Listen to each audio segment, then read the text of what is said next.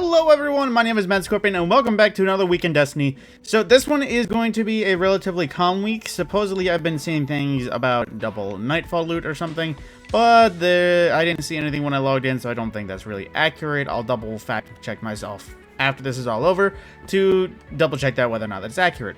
Now, going throughout the world in our rotations, we have Mayhem available for the Crucible. For our Nightfall, we have Proving Grounds, which I thought was hard, but then after we did it a few times and we got used to it, it's not too terrible.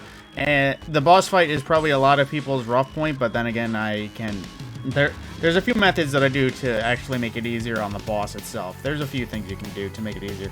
But the main, obviously, the boss fight and the tank room are probably the two most difficult parts. Aside from that, it's the usual GM. But aside from that, Gilded Conqueror is officially available with the last strike in rotation coming around. So if you have completed every other strike at least once and you want to take a crack at this one, you'll be able to gild your Conqueror for the third time if you've been keeping up with your GMs. So that is an important thing to cover. Now, nothing new in Gambit per the usual, but going throughout the world, trying to check on Europa, we have the Survival Exo Simulation. So basically just kill the Vex, don't let them take the plate. And then we have the Eventide Ruins Eclipse Zone with the Dark Priestess Empire Hunt. Now, I'll always stress this anytime this comes back around. If you want to do the Master just for Pinnacle gear, I recommend you bring this pair of gauntlets right here for the boss fight. It makes it ridiculously easy because you don't take damage when you break out, as well as the fact that you create a burst of solar energy that actually at GM levels, or master levels, it still really badly hurts everything around you, even though they might not be the weakest of enemies. Now, in addition to that, now that was everything there. Whoop, need to go back to the world. Now, going throughout the world, including... Oh, I've missed something. I can't believe I missed this. And for our raid challenge, I do believe it is the Core 4 Taniks challenge. Basically, just do the 4-ball strat. You'll be able to complete that. Get double chest stat drop, so hopefully you can get a helmet or a heavy. At least I think that's the drops for Taniks. Now, moving throughout in the Legends tab, for Vault of Glass, it is Conflux challenge. And with Master Mode, it is Recovery focused. Or actually not Conflux, it's Oracles. Conflux was last week. Basically, you just need to break every Oracle only once. So if you break the middle Oracle, you have to rotate to the next one over, and then only be able to break that one. And even if you don't break an Oracle, you still have to keep the rotation just to be sure. Not at all a hard challenge. It's honestly almost easier than just designating one person for each side of Oracles just for ammo reasons. But for this challenge, it is Time Lost, Praetus Revenge, and per the usual Found Verdict if you complete all of them at this point. But Praetus Revenge is honestly, rapid fire snipers are not at all in the limelight. You have to be a dead-eye accurate in Crucible to make them worth it.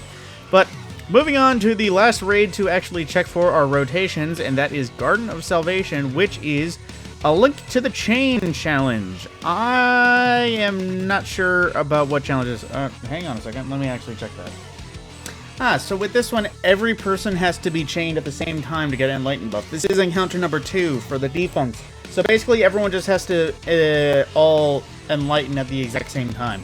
So that could be a little bit difficult, but it's not too terrible, I don't think, as long as you have a team that's competent. Now, moving throughout, I already pre-checked Ada to see if it was even worth checking armor, and honestly, it's not.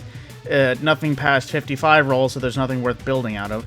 And in terms of challenges, there has been no new challenges added there, per the usual. Now, I'm just going to check Banshee's role and see what else is here.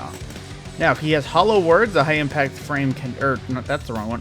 False Promises, high-impact kinetic auto rifle with high cal dynamic sway and Eye the Storm. That actually isn't too terrible. I don't think that's... Well, then again, it is a stability role. It's hard to say.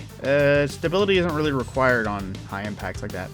But also a Night Watch, Threat Detector Rampage, an old good faithful PvE role if you so wanted, Appendage Tack, and Full Bore Polygonal. That is actually a bunch of good options for Night Watch. Now for Wishbringer, a rapid fire frame solar shotgun. I don't know why I didn't. Now let's see, Smooth Bore, Barrel Shroud, Pulse Monitor Rampage. It's hard to say whether or not this one's a good one or not. It's still a rapid fire frame. Those never have been really that good in my book, save for Warmind. Now, Eternal Blazon, this could be a good GM role. We have an Arc Scout Rifle, Rapid Hit, and Disruption Break, which that makes it weak to kinetic damage for a brief moment of time.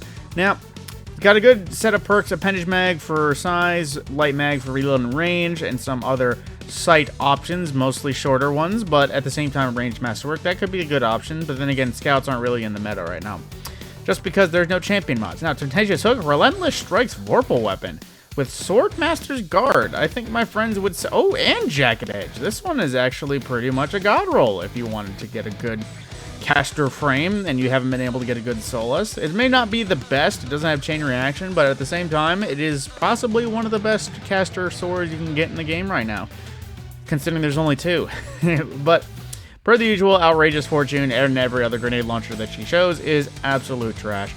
Now, crap, thinking about it, am I missing anything? No, I am not. So, aside from Gilding Conqueror, there isn't much more that's new or spectacular in Destiny right now. Of course, it is... Oh my god, I did miss something. Holy crap. Proving Grounds is actually rewarding, once again, Swarm and Palindrome. Now, I don't know why it seems to be... I know Palindrome is a very solid PvP hand cannon. It also has some good PvE rolls as well, but why does it seem like every time Palindrome has been available in recent memory that it's been available to be Adept as well, it's been Proving Grounds? Like, I know it wasn't in the rotation last season, but it seemed like all the options... Anytime Palindrome has been up, it's been a difficult Nightfall to do in terms of just plain completion. Now, aside from that, that is actually everything in Destiny for this week. Everything new and important I will cover, once again, per the usual, Bright Dust in a separate video. Everything new in the Eververse store, but aside from that, my name is Matt Scorpion, and I will see you in the next video.